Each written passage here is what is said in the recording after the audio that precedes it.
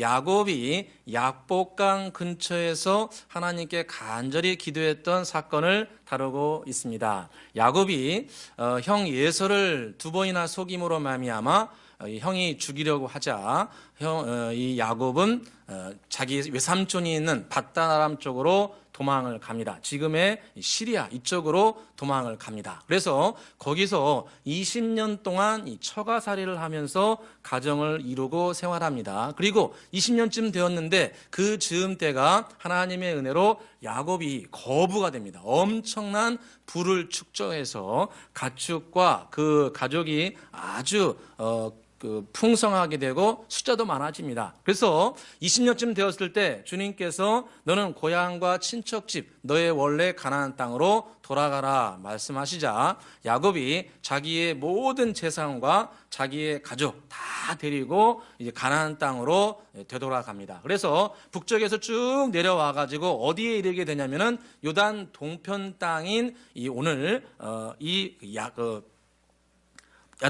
요단 동평 땅인 야복강에 이르게 됩니다. 그래서 야복강에 머물면서 이제 요단 동편에서 서쪽으로 넘어가려고 하는데 이때 이제 문제가 하나 발생합니다. 그게 뭐냐면은 이제 이 가나안 땅에 들어가려고 하는데 누구를 맨 처음 만나야 되냐면은 자기의 형 예서를 만나야 됩니다.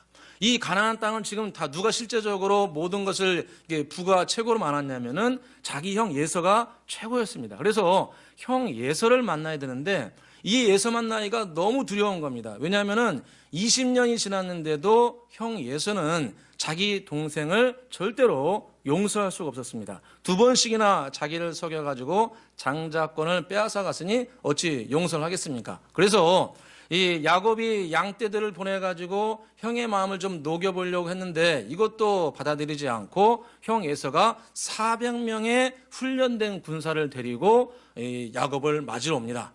가만두지 않겠다는 거죠. 400명을 데려왔다는 것은 네 자신과 가족, 네 전 재산 완전히 쑥대밭으로 만들어 보겠다는 아주 의지의 표현입니다. 그러니까 이때 야곱이 깜짝 놀랍니다. 설마 형이 나를 죽이겠나 했는데 400명의 군사를 이끌고 온다 보니까 야곱이 깜짝 놀라가지고 인간적인 방법으로 이제 어떻게 하냐면은 자기에 있는 재산을 다 형 쪽으로 보내버립니다.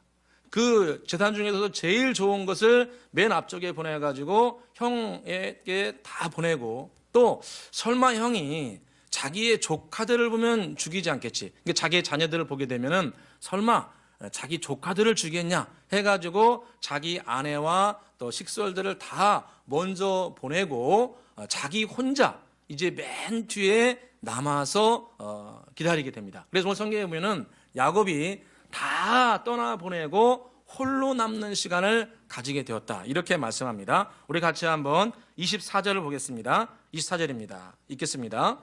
야곱은 홀로 남았더니 어떤 사람이 날이 새도록 야곱과 씨름하다가 아멘.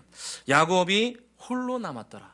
이제 전 재산을 다 형 쪽으로 다 보내고 자기 가족도 다 앞으로 보냅니다. 그거 어떻게 할지 모릅니다. 자기 형이 이 재산을 다 받아들일지 그리고 자기 가족들을 또 어떻게 할지 아무도 예상할 수 없습니다. 죽일지 살릴지 그 재산을 갖다가 다 쑥대밭으로 없애버릴지 가족들도 아무리 친인척이긴 하지만 이 원수처럼 생각하기 때문에 다 멸족을 시킬지 미래가 깜깜한 시간입니다. 그래서 성경에 야곱 홀로 남았다 이렇게 말씀합니다. 우리 신앙생활을 돌이켜보면은 우리는 다 신앙생활을 함께 합니다. 이렇게 함께 예배도 드리고 뭐 구역 예배도 드리고 뭐 남녀 전도회도 하고 함께 뭐 예배도 드리고 놀러 가기도 하고 다양하게 우리는 함께 교육과 훈련을 받고 신앙생활을 함께 합니다. 그런데 우리가 하나 깨닫는 것은 우리가 함께 신앙생활을 하고 있지만 우리 모두는 언젠가는 다 홀로 남는 시간을 맞이하게 됩니다. 하나님 앞에 홀로 남는 시간을 누구나 다 체험합니다. 죄송하지만 가족들도 다 떠나보내게 되고 심지어 내 자산도 떠나보내게 되고 내가 믿었던 건강도 때로 떠나보내기도 하고 내가 가졌던 지혜와 총명도 언젠가 떠나는 시간이 있고 모든 것이 다 떠나가게 되고 이제는 나 홀로 남는 시간. 그래서 신 앞에 선 단독자라고 할까요? 오늘 철학자가 말한 것처럼 신 앞에 선 단독자, 이제 하나님 앞에 홀로 남아있는 독대하는 시간을 우리 모두가 다 가지게 됩니다. 그 홀로 남았을 때 사람들도 의지할 수 없고 내 재산도 의지할 수 없고 내 지식도 의지할 수 없고 어느 것 하나 내 마음대로 할 수 없는 나 홀로 남아있는 그런 시간이 꼭 오게 되는데, 그때 우리가 어떻게 행동하는가? 그냥 포기하고 또 절망하고 그냥 나 내버려 둬야 되는가? 오늘 야곱은 이 절체절명의 위기의 순간, 미래가 깜깜한 순간, 이 순간에 신앙의 좋은 모본을 우리에게 보여주고 있습니다. 그래서 저와 여러분이 이런 나 홀로 남아있는 시간, 매우 두렵고 힘든 시간, 외로운 순간, 의지할 사람 없는 순간, 그런 순간이 우리에게 다가왔을 때 성경이 말씀하시는 선한 지혜를 우리가 함께 가지기를 주의 이름으로 축원합니다. 오늘 세 가지를 살펴볼 텐데, 첫째로 야곱은 나 홀로 남았을 때 외롭고 힘들고 미래가 깜깜한 이 순간에도 끝까지 여호와 하나님의 축복을 끈질기게 사모합니다. 홀로 남은 순간에 끈질기게 주님을 사모하며 기도의 씨름을 했다, 이렇게 말씀합니다. 우리 같이 한번 24절을 다시 한번 읽어보겠습니다. 읽겠습니다. 야곱은 홀로 남았더니 어떤 사람이 날이 새도록 야곱과 씨름하다가. 아멘. 야곱이 어떤 한 사람이 자기에게 왔는데 그 사람과 밤이 새도록 씨름을 했다는 겁니다. 우리가 실제로 씨름을 할 수도 있겠지요. 성경 말씀을 그대로 받아들인다면 야곱이 씨름을 했던 것도 분명한 것 같습니다. 그런데 호세아서 말씀, 여러분 구약을 해석할 때 구약의 역사는 우리가 지금도 해석하는 것 마땅하지만 유대 백성들이 수천 년 동안 해석도 했습니다. 그래서 호세아가 이 창세기 32장을 계시를 받아서 어떻게 해석을 했냐면은 야곱은 이때 기도의 씨름을 하였다고 해석을 합니다. 호세아서 12장 3절에 야곱은 모태에서 그의 형의 발꿈치를 잡았고 또 힘으로는 하나님과 겨루었고 천사와 겨루어 이기고 울며 그에게 간구하였다, 이렇게 말씀합니다. 그러니까 이 야곱은 절체절명의 위기의 순간, 홀로 남아있는 순간에 여호와 하나님께 간절히 의지하며 기도의 씨름을 한 겁니다. 다른 씨름을 한 것이 아니라 여호와 하나님 저에게 은혜를 베풀어 달라고, 이런 절체절명의 위기의 순간에 나 홀로 남아있는 이 순간에 주님 나에게 은혜를 부어주시고 축복을 부어달라고 기도의 씨름을 한 겁니다. 여러분 오늘 성경에 보니까 오늘 야곱이 기도의 씨름을 몇 시간 정도 한 것 같습니까? 오늘 성경에 밤이 새도록 했다고 합니다. 밤이 새도록. 그러니까 절체절명의 위기의 순간에 야곱은 여호와 하나님께서 이 모든 것을 주관하고 계신 줄로 믿사오매 열면 닫을 자가 없고 닫으면 열 자가 없는데 주님께서 이 마지막 순간에 나에게 축복의 길을 활짝 열어주시도록 주님께 기도의 씨름을 간절히 한 겁니다. 할렐루야. 그러니까 이게 잠깐 기도하는 거와 차원이 틀린 거예요.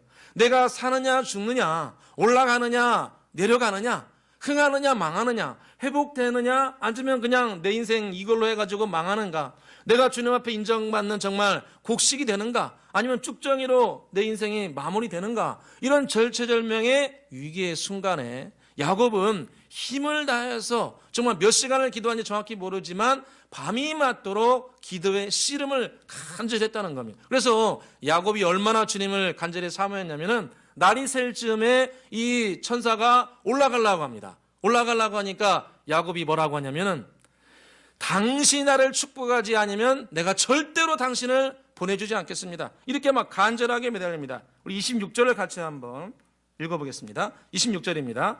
그가 이르되 날이 세려하니 나로 가게 하라. 야곱이 이르되 당신이 내게 축복하지 아니하면 가게 하지 아니하겠나이다. 아멘. 당신이 내게 축복하지 아니하면 가게 하지 아니하겠나이다. 제가 상상하건대 바지끄레기를 확 잡아가지고 당신이 나를 축복하지 않으면 내가 절대로 보내지 않겠습니다. 그냥 우리 이렇게 하지 않습니까? 다리 확 잡아가지고 나를 꼭 당신이 축복해주지 않으면 내가 안 보냅니다. 아주 그냥 사생결단하고 주님께 간절히 매달립니다. 여러분, 야곱의 위대한 점은 이겁니다. 다른 거 다 죄송하지만 필요 없고 야곱의 위대한 점은 축복을 진실로 사모했습니다. 뭐 복 내려주세요. 하나님 복 받고 싶어요. 복 주세요. 지혜 주세요. 이런 어린아이 같은 생각이 절대 아닙니다. 야곱은 주님께서 나에게 복을 내려주지 아니하면 나는 정말 무너진 인생이다. 아주 처절하게 깨닫고 주님을 진지하고 열정적으로 끝까지 간절히 사모하는 사람이었습니다. 반면에 형 에서는 타고날 때부터 많은 축복을 받은 사람이었어요. 형 에서는 장자로 태어났습니다. 여러분 성경에 보게 되면 장자는 다른 차남이나 삼남 이런 사람보다 몇 배의 축복을 받냐면 재산권을 일반적으로 2배로 줍니다. 몇 배요? 2배. 여러분 이삭이 거부입니까 아닙니까? 부자예요 아니에요? 부자예요. 최소한 100억은 되지 않겠습니까? 거부라고 나오는데 몇 프로를 가져갑니까? 몇 프로 가져가요? 60억. 세금 냅니까 안 냅니까? 양도소득도 냅니까 안 냅니까? 안 내요 그 당시는. 여러분 2배의 재산권을 가져가요. 그리고 성경에 보니까 주님께서 그 당시에 주로 그 영적인 대화를 하는 대상은 장자였습니다. 차남이나 이런 분들하고는 잘 대화를 안 하고 장자들하고 대화했습니다. 그러니까 가인과 아벨 사건을 보더라도 분명히 아벨이 더 의로운 사람임에도 불구하고 주로 대화하는 대상은 누굽니까? 가인이라고 해주세요. 가인하고 대화해요. 가인하고 장자하고 대화합니다. 그러니까 구약 성경의 장자는 영적인 축복, 땅에 기름 준 축복을 대부분 다 받게 됩니다. 그런데 성경에 보니까 이 에서는 장자권을 매우 소홀하게 생각했습니다. 그래서 자기 동생이 형 배고프니까 이 팥죽 먹고 나에게 장자권 주면 안 돼? 이러니까 일체의 생각도 안 하고 1초의 생각도 안 하고 그래 너 가져가 이렇게 하면서 장자권을 팔아봅니다. 그래서 성경에 에서에 대해서 뭐라고 해석을 하냐면 인격이 나쁘다 이런 해석을 하지 않습니다. 에서가 인격이 나쁜 게 아닙니다. 성경은 하나님이 주신 사명과 직분을 가볍게 여기는 사람이었다 이렇게 해석합니다. 창세기 25장 3, 4절에 야곱이 떡과 팥죽을 에서에게 주매 에서가 먹으며 마시고 일어나 갔으니 그러니까 일체의 생각도 안 하고 바로 줘버립니다. 그리고 떠나버려요. 그러니까 성경이 그를 뭐라고 해석하냐면 에서가 장자의 명분을 가볍게 여겼답니다. 주님께서 주신 사명과 축복, 여러분 주님이 우리에게 진정한 축복을 주는 것은 뭐 세상적으로 뛰어난 것도 통해서 오기도 하지만 일반적으로는 교회의 사명과 직분을 충성되이 감당할 때 이로 말미암아 영육의 축복, 삶의 축복을 주는 것이 가장 성경적이고 또 우리에게 은혜로운 축복입니다. 그런데 예서는 이미 타고난 축복을 받았음에도 불구하고 장자의 명분을 가볍게 여겼다. 그래서 축복이 흘러가지 않은 겁니다. 여러분 제가 주님의 목회자로서 여러분에게 권면하고 함께 나누고 싶습니다. 여러분 주님께서 우리에게 주신 사명과 직분을 가볍게 여기면 그의 삶은 가벼운 인생 됩니다. 가벼운 인생. 아닌 것 같죠? 시간 지나고 돌이켜보시죠. 주님이 주신 사명과 직분을 가벼이 여긴 사람들은 결국 인생의 노년에 가서는 가벼운 인생 됩니다. 저봐요 여러분. 주님이 주신 사명과 직분을 귀하게 여기고 축복을 사모하는 자리에 서시기를 주의 이름으로 축원합니다. 야곱이 얼마나 축복을 사모했냐면은 자기 아들 요셉에게 주신 계시의 축복도 마음속에 깊이 새겼다고 성경에 말씀합니다. 자기의 아들 요셉이 꿈을 꿨는데 자기 그 형들의 볕단이 요셉의 볕단에 절하를 합니다. 그리고 또 꿈을 꿨는데 하늘의 별과 달들 또 이글들이 다 자기 요셉의 별에게 절을 하는 꿈을 꿉니다. 그러니까 이 뜻이 뭡니까? 나중에 위대한 사람이 된다는 계시의 축복 아니겠습니까? 그러니까 형들이 그를 시기하고 질투하고 죽이려고 하죠. 그런데 성경에 보니까 야곱은 그 말을 마음속에 깊이 간직하였다고 말씀합니다. 창세기 37장 11절에 보니까 그의 형들은 시기하되 그의 아버지 야곱을 말합니다. 그의 아버지는 그 말을 간직해 두었더라.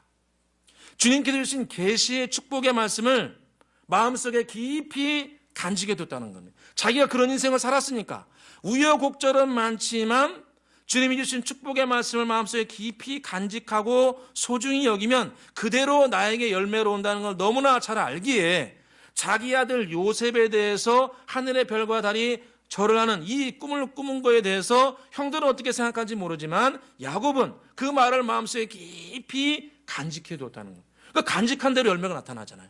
요셉이 총리가 되잖아요. 할렐루야. 이런 것처럼 저와 여러분에게 주님께서 계시적 축복을 줍니다. 저는 그렇게 생각을 합니다. 우리 은혜에게 지금 코로나 즈음에서 20년, 2021년, 올해 22년 주님께서 크고 작은 계시의 축복을 각자에게 주셨을 거라고 저는 생각합니다. 꿈을 통해서 혹은 예배드리는 가운데 말씀을 필사하는 가운데 없을 리가 없습니다. 성경 필사하고 성경 통독하고 기도하고 말씀을 사모하고 그러는데 왜 안 주십니까? 주님께서 다 주세요. 다 주시는데 그것을 간직해야 됩니다. 환경이 변하고 사건과 상황이 이렇게 나홀로 남아있는 그런 순간이 우리에게 다가온다 할지라도 요셉과 오늘 야곱과 같이 그 말씀을 마음속 깊이 간직해둬야 됩니다. 하나님의 은혜와 축복은 사모하는 자, 간직하는 자에게 흘러갑니다. 당신이 나를 축복하지 아니하면 내가 절대로 당신을 보내지 아니하리이다. 바로 야곱의 이 자세로 말미암아 야곱은 이런 나홀로 남아있는 순간을 극복하고 정말 하나님의 위대한 사람이 된 줄로 믿습니다.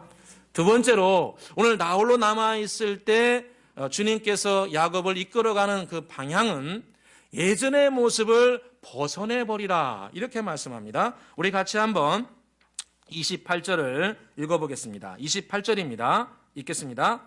그가 이르되 내 이름을 다시는 야곱이라 부를 것이 아니요 이스라엘이라 부를 것이니 이는 내가 하나님과 및 사람들과 겨루어 이겼음이니라. 아멘.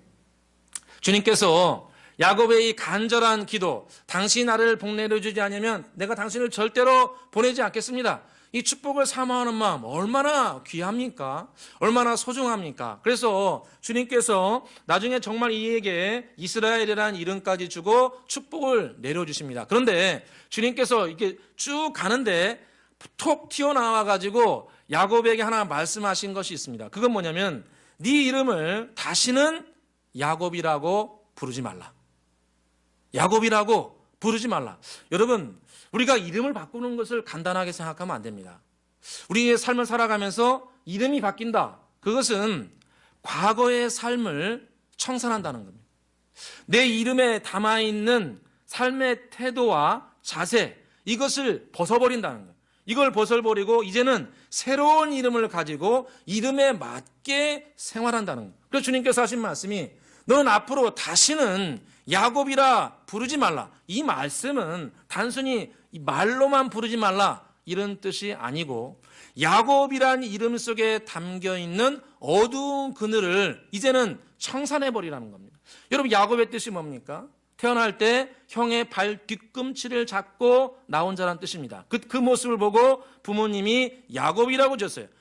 형 에서가 장자로 나오는데 그게 꼴사 나와가지고 내가 축복을 더 받아야 되기 때문에 뒷발치를 확 잡아가지고 내가 먼저 나갈 거야 이러면서 나오고 싶어 했던 사람입니다. 그러니까 형의 발 뒤꿈치를 확 잡아당겨가지고 형을 넘어뜨리고 형을 속이고 형을 무너뜨리고 내가 더 축복을 받고 싶은 마음, 그러니까 거짓과 탐욕에 물든 모습, 남을 넘어뜨리는 모습, 속이는 모습.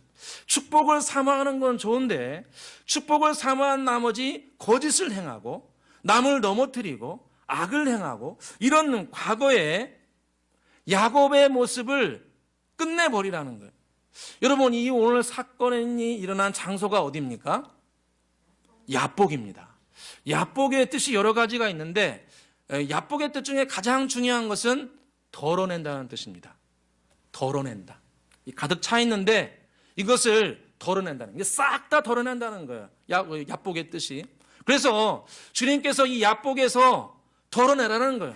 내가 널 반드시 축복해 주겠지만 과거 예전의 야곱의 습관을 더 이상은 간직하지 말고 다 덜어내라.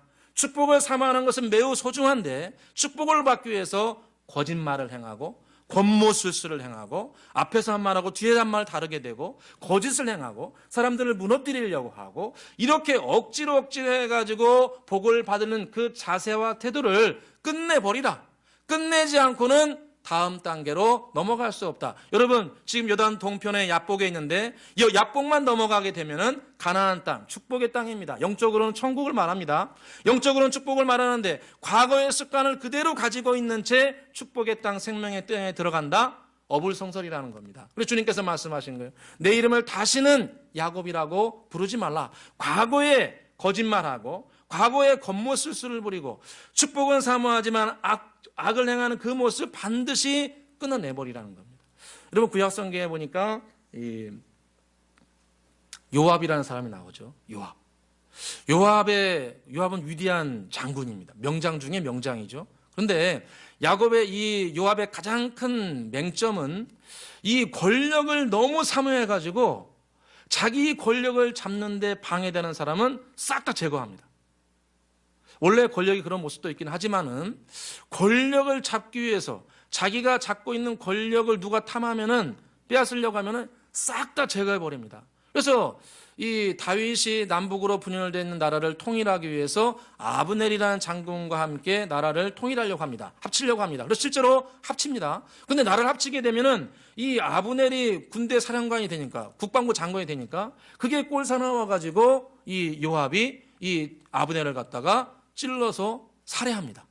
그리고 몇 해 있다가 또 남북이 갈라져 가지고 압살롬 사건 이후에 나라가 분열되어 있으니까 그때도 다윗이 아마사라는 장군과 함께 나라를 통합정책을 핍니다. 그런데 그때도 요압이 이 나라가 지금 어려워가지고 통합을 하고 있는데 자기가 국방부 장관이 또 못 되니까 그때도 아마사를 갖다가 칼로 찔러서 죽입니다. 사무엘하 20장 9절에 보니까 아마사가 요압의 손에 있는 칼은 주의하지 아니한지라 요압이 칼로 그의 배를 찔렀더라. 백주 대낮에 사람을 살해합니다. 권력을 찬탈하기 위해서, 빼앗기지 않기 위해서. 그러니까 주님께서 이 요압은 야복을 안 합니다. 끝까지 안 합니다. 자기가 맞다고 생각한 것을 끝까지 분명하게 죄인데 끝까지 그 죄를 고집합니다. 죄를 안 버립니다. 그러니까 그러는 마지막에 자기도 비참하게 죽습니다. 솔로몬이 사람을 보내가지고 성전에 서 있는데도 제거해버립니다. 열왕기상 2장 33절에 보니까 분하야가 곧 성전에 올라가서 그를 쳐 죽이매 그가 광야에 있는 자기 집에 매장되었더라. 축복을 사모하는 건 좋은데 불의한 방법으로 그 죄를 끝까지 고집하고 그러니까 주님께서 제거하시고 어디에 묻혔다고 나옵니까? 광야에 묻혔다.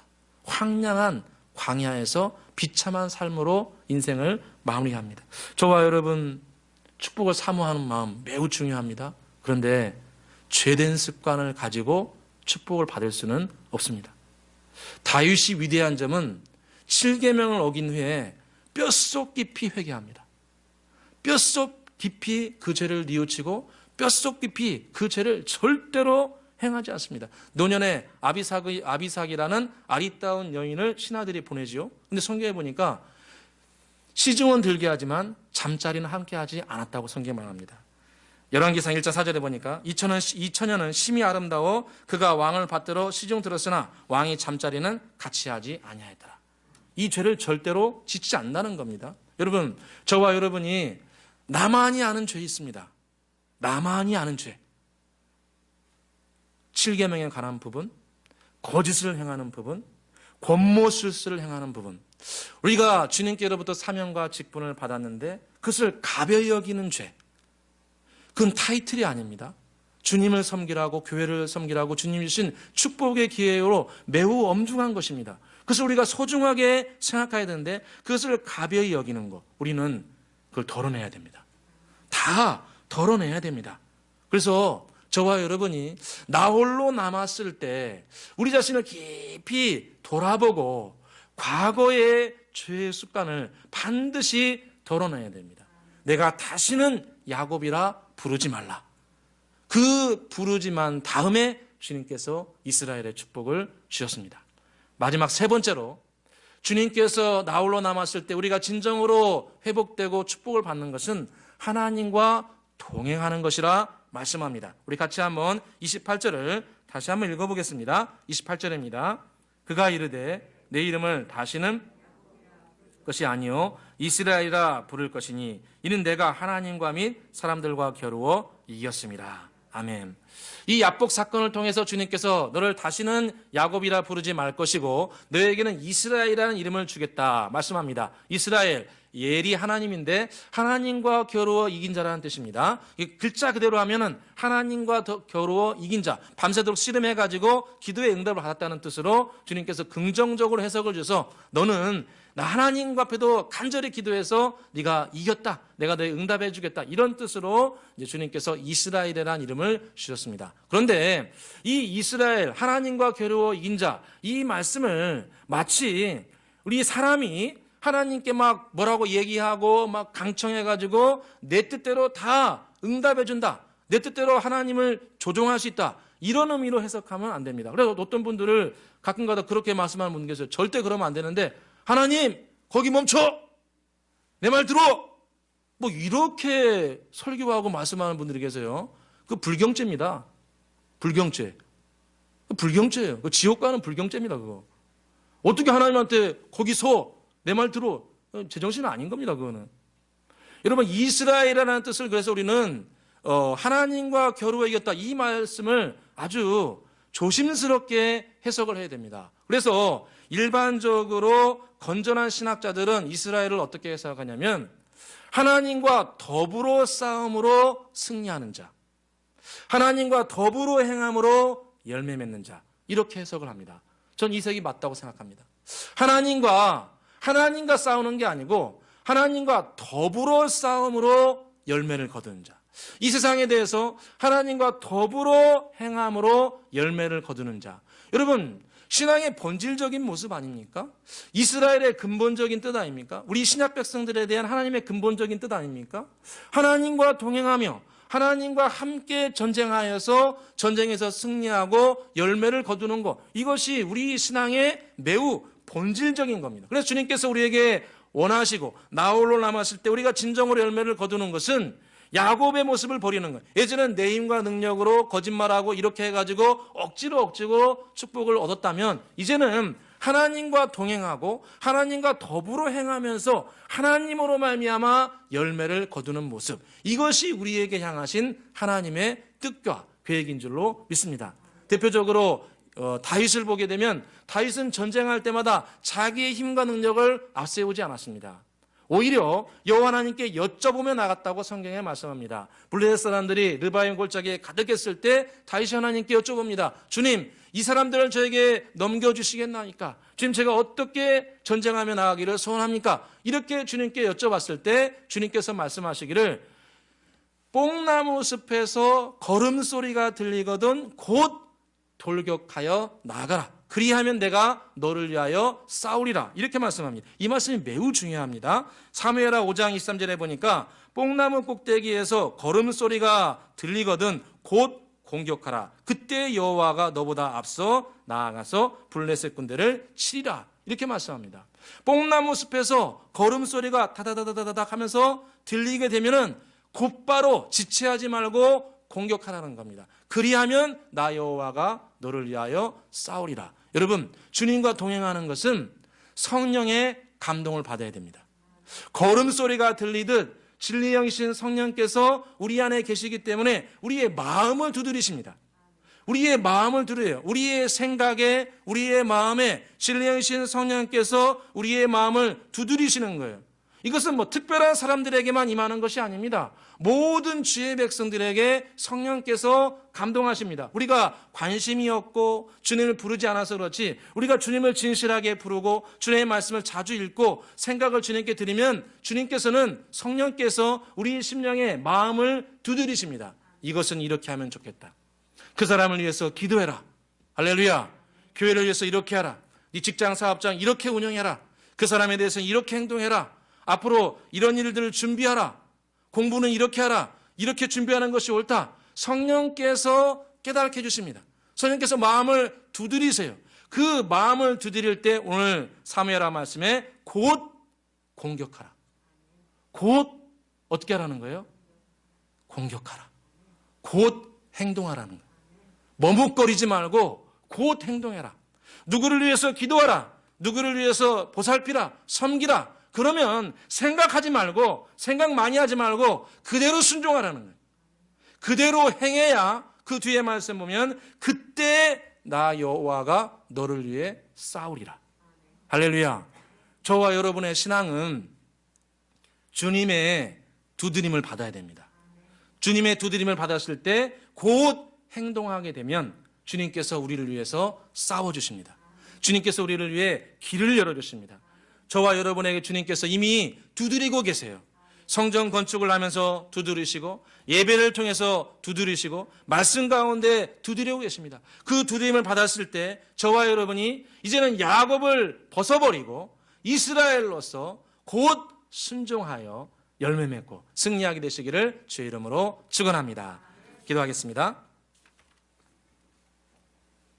사랑과 은혜가 풍성하신 아버지 하나님, 오늘 야곱의 야복강 사건을 통해서 신앙의 교훈을 얻습니다. 나 홀로 남아서 아무도 없고 아무것도 의지할 수 없는 그 순간이 몰아칠 때 방황하거나 포기하지 않게 하여 주옵소서. 야곱과 같이 당신이 나를 축복하지 않으면 내가 보내지 않겠나이다. 주님의 축복하심을 끈질기게 붙들며 기도의 씨름을 할 수 있는 은혜를 베풀어 주옵소서. 또한 저희들에게 야복의 은혜를 부어주시기를 소원합니다. 나 홀로 남았을 때 내 자신을 깊이 돌아보며 죄의 습관을 덜어내게 하여 주옵소서. 입술의 죄, 실계명의 죄, 불충한 죄, 사명과 직분을 소홀히 한 죄 우리가 다 덜어낼 수 있도록 은혜 베풀어 주옵소서. 또한 저희들 이스라엘 주님과 더불어 싸움으로 승리하는 사람 되기를 소원합니다. 성령께서 걸음소리와 같이 우리 심령에 울림을 주실 때 지체하지 않고 순종하여 실천하게 하여 주옵소서. 그때 주님께서 우리에게 큰 은혜와 능력을 부어주실 줄로 믿습니다. 이리하여 올해 우리가 부흥의 숲, 회복의 숲, 결실의 숲을 이루는 복된 역사 있게 하여 주옵소서. 예수님의 이름으로 기도드립니다. 아멘.